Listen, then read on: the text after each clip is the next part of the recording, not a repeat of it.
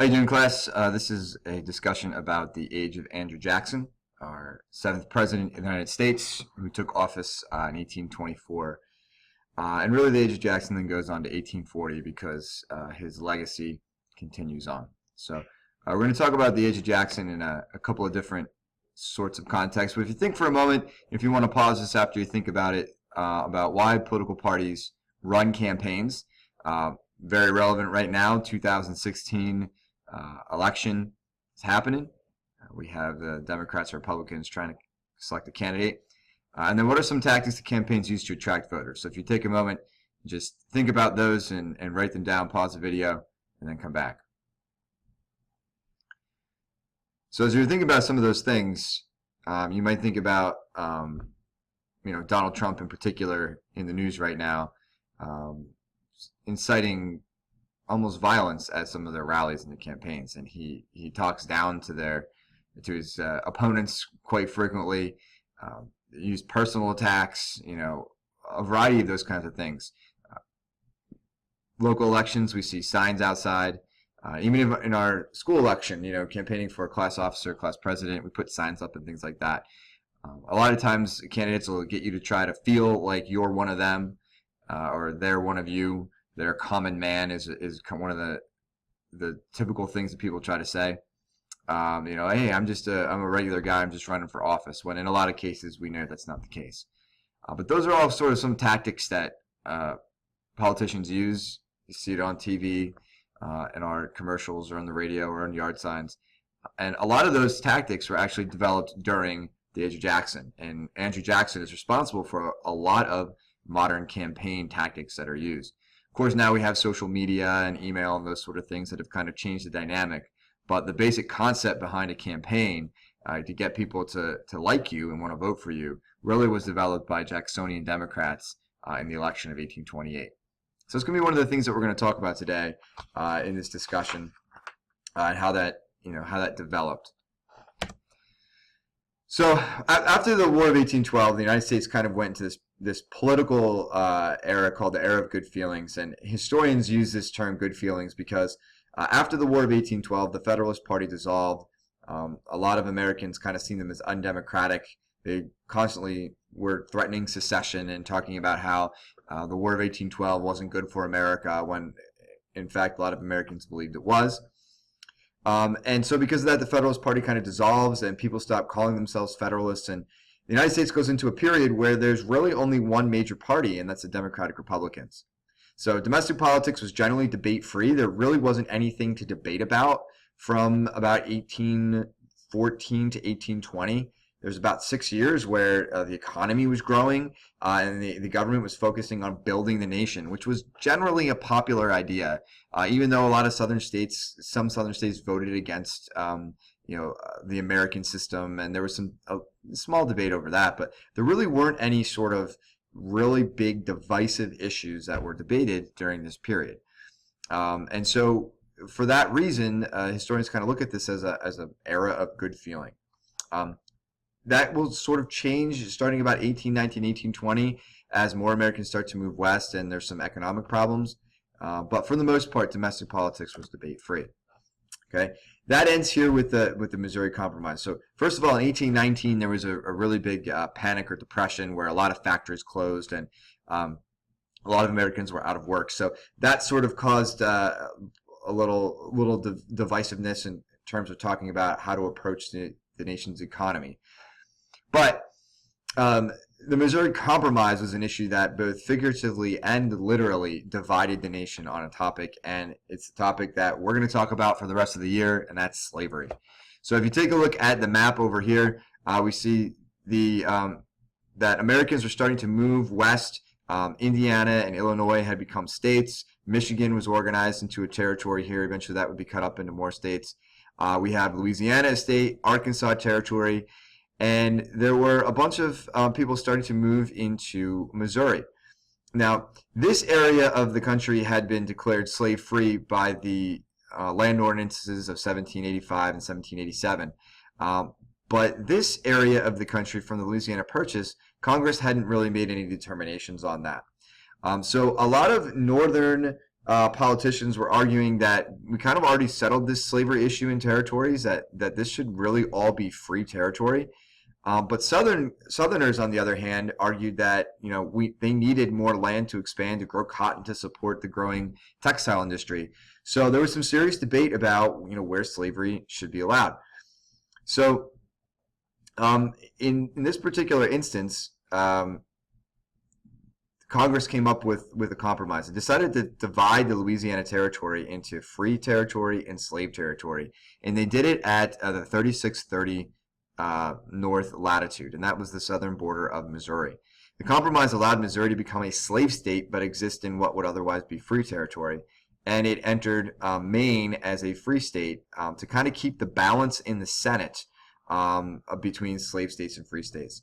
Southerners were afraid that if it was unbalanced, that the Senate might vote slavery to be banned, and Northerners were afraid that if too many slave states were admitted, that they might be able to vote slavery expansion. So this idea of where slavery should exist and should Congress deal with that, should states deal with it, created a national political issue for new parties to form around. And it's interesting, rather than being kind of national parties, we start to see sectional parties, which I guess is kind of similar to before, where you had Federalists primarily from the Northeast and Democrats primarily from the South. But we have this issue in 1820 that allows for this situation to take place.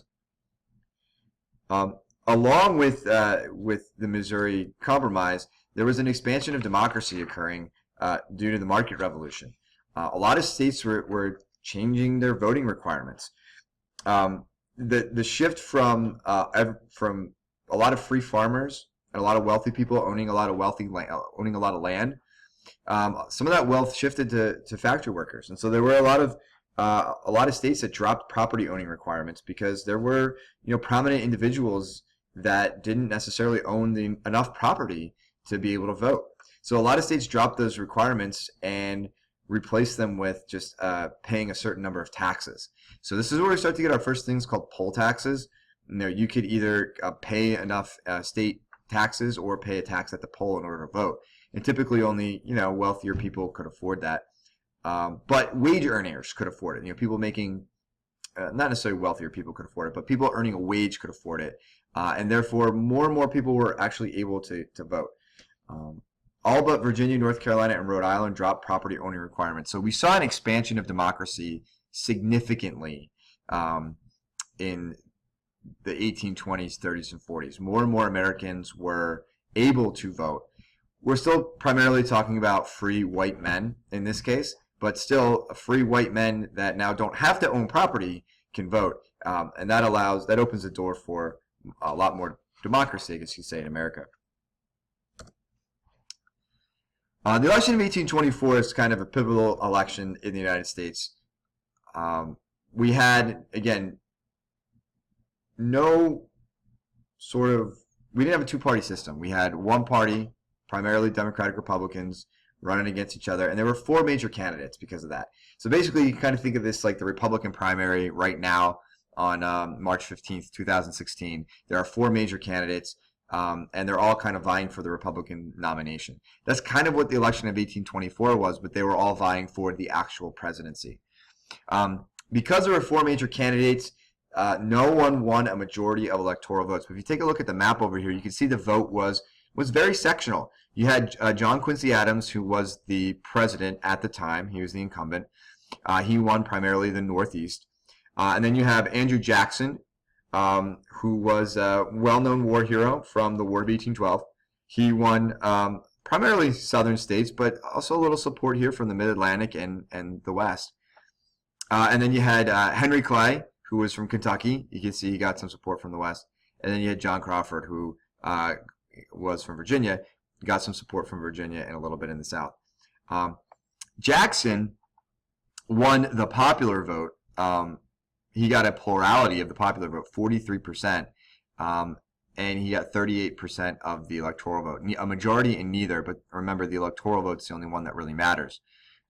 So Jackson had 99 electoral votes. So because of this situation, the House of Representatives got to choose the president. just like in 1800. In this situation, Henry Clay realized he had the smallest electoral count. He realized he wasn't going to be elected president, but he made a deal where he thought that he could get himself elected in the future. So Clay convinced the House of Representatives, remember he was Speaker of the House, convinced the House of Representatives to vote for John Adams. And in return, John Adams agreed to make Henry Clay the Secretary of State. Clay thought that Secretary of State would be a stepping stone to the presidency. So the House threw their support behind John Quincy Adams, even though it was clear that more people probably would have supported Andrew Jackson as president. Jackson called this the corrupt bargain, and he said this is exactly how Washington works, a backroom deal. And he immediately starts campaigning against John Quincy Adams, attacking his character, and getting ready to run for president again in 1828. And he would break away from the Adams Republican Party and form his own political party in response. This leads to our second American political system, where we have a new group of people called the Jacksonian Democrats. They were former Democratic Republicans that kind of broke away and believed in the ideals of Andrew Jackson. And then there was an opposition party formed out of the old old Federalists, and then what was left of some of the Democratic Republicans in the North, and in that party we get the Whigs. They picked the name the Whigs because they were the opposition party to the King of England during the American Revolution, and even afterwards. They just opposed generally the monarchy. So Jacksonian Democrats in this new second American political system had these four general beliefs. One, they supported agriculture, so in a lot of ways they're kind of like Thomas Jefferson, supporting an agrarian society. They were skeptical of banks and corporations and factories. They believed that states should fund internal improvements, not the national government. One of John Quincy Adams' campaign promises was he wanted to build an American university for engineers that would be paid for by public money, and people could go there. And Jackson said, well, that's a terrible waste of money. Why do we need that? We don't need engineers, yada, yada, those sorts of things. When Jackson eventually became president in 1828, he would veto Maysville Road in Kentucky, partly because he didn't like Henry Clay, but the other reason was because it would be a road only in Kentucky, paid for with national tax dollars. And he didn't think that that was the right thing to do. He said, go do what New York did. They built a canal only in New York with only New York dollars. You should do the same thing in Kentucky. Jacksonian Democrats generally believed in limited national tariffs. They were afraid of the backlash from taxes on imports from European countries because they were afraid that Southern cotton would be taxed and that would hurt the Southern economy. And they found most of their support in Southern states, which meant that they had to be pro-slavery, which they were. They were in support of slavery, the protection of slavery, and the expansion of slavery for the purpose of growing cotton. The Whigs, on the other hand, they start to support business and banking, or continue to support business and banking. They believe the federal government should fund improvements. They believed in protective tariffs to support industry, American industry, and they found their support mostly in New York and the Great Lakes region. So we kind of have sort of a little bit of a repeat here, but rather than the Federalists and the Democratic Republicans, we have the Whigs and the Democrats as our second American political system. As I said before, Andrew Jackson started campaigning immediately after he lost the election of 1824, and I said he's really responsible for a lot of these new campaign tactics that we see and we still use today. When I come back in part 2, I'm going to talk to you about the changes in campaign and a bit more about Jacksonian democracy.